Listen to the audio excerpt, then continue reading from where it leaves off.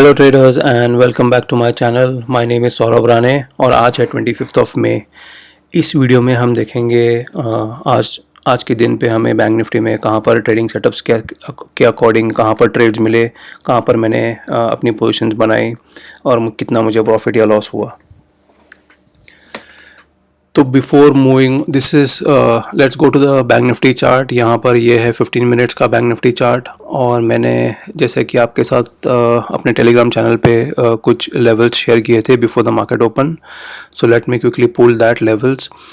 तो यहाँ पर मैंने 3 लेवल शेयर किए थे जो मुझे सपोर्ट दिख रहा था वो अराउंड 34 138 के लेवल्स के आसपास, और जो 2 लेवल्स थे जो रेजिस्टेंस पॉइंट एक्ट करने वाले थे according to me was 34 780 around 34 800 and second level was 34 550 और levels.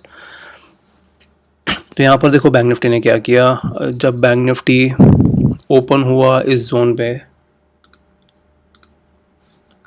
Bank Nifty open around this price zone और एक शार्प रिजेक्शन मिला हमें इस लेवल पे और यहाँ से एक शार्प बुलिश कैंडल। तो जब ये बुलिश कैंडल इस लेवल को पियर्स करके इसके ऊपर निकल गई तो ये इसी लेवल के आसपास मैंने अपना लॉन्ग ट्रेड बनाया। तो यहाँ पर मैंने पुट को सेल किया।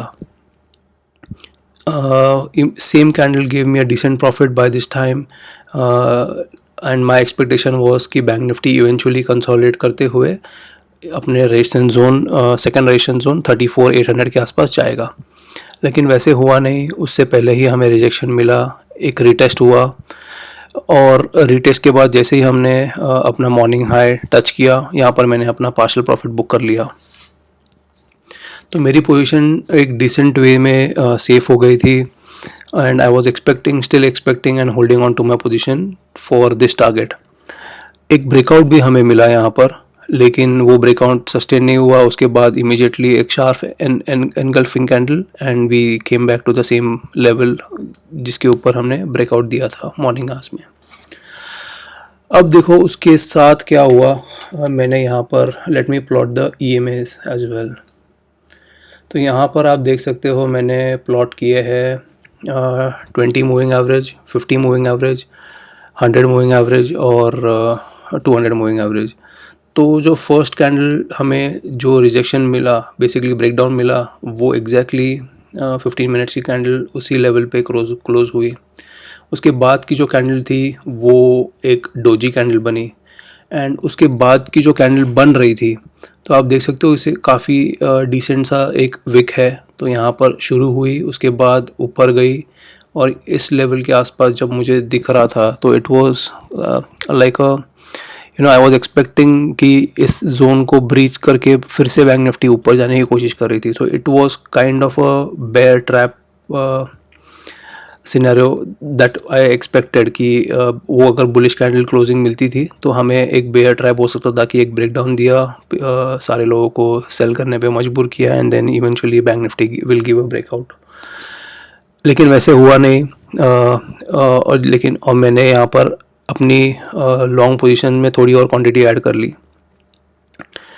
अब जब मैंने यहाँ पर क्वांटिटीज़ तो ऐड कर ली, लेकिन जब इस कैंडल की क्लोजिंग जैसे मुझे चाहिए थी वैसे हुई नहीं तो मुझे इसी पॉइंट पे एग्जिट हो जाना चाहिए था। So that is a learning for me today.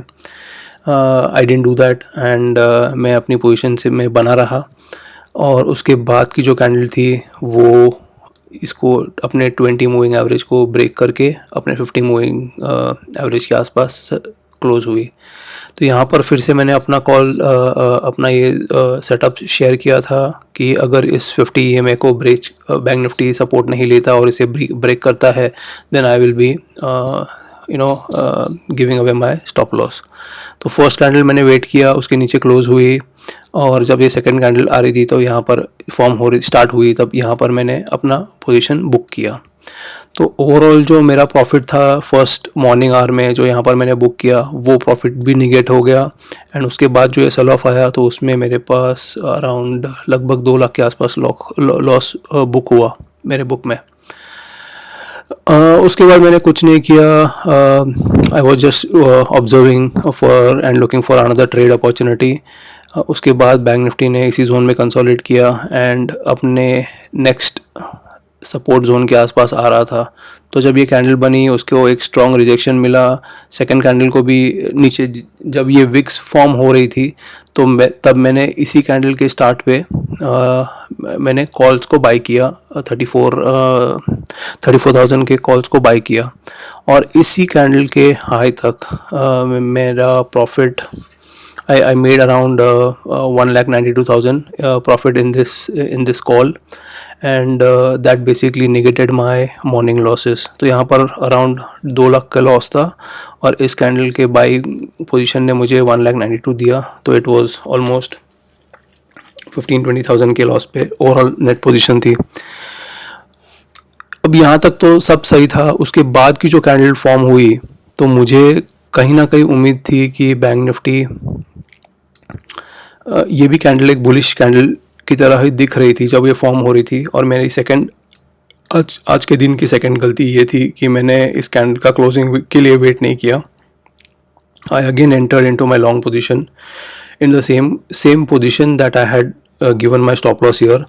I entered that same position with 1,000 quantities, and again this basically gave a one-way fall, and I had no option other than taking a hit.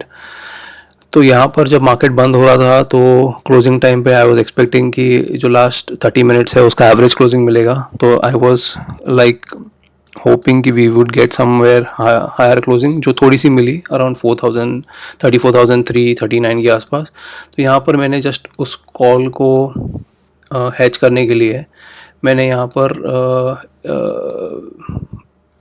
Let me basically show you my position.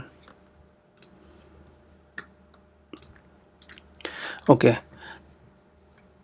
तो देखो मैंने morning में जो short किया था 34,800, और उसमें मैंने लगभग 2 लाख रुपया इनिशियली बुक किया था, और उसके बाद जो मैंने ट्रेड लिया ऑन द लॉन्ग साइड मैंने यहाँ पर कॉल्स बाय किए, और उसमें मुझे 1,92,000 का प्रॉफिट हुआ। उसके बाद मैंने जब सेकेंड टाइम ये पोजीशन बनाई तो यहाँ पर मुझे ऑलमोस्ट 1 लाख के आसपास लॉस हुआ मार्केट क्लोज होते होते। तो at the closing time, just to hedge on to this position, I added a 34,800 call. So I have shorted 34,800 call and P both, and I'm expecting that Bank Nifty tomorrow will be bullish. So with this expectation, I have created these two positions and I have held on to it. So my expectation is tomorrow at least एक बार bank Nifty अपने इस resistance zone के आसपास hit करने की कोशिश करेगा।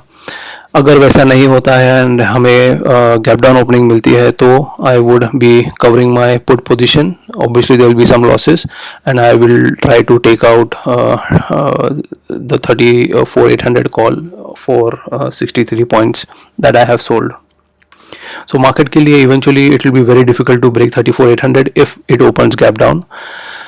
So that is not what I'm expecting. I'm expecting a flat to positive open for Bank Nifty and to try and test 34,800.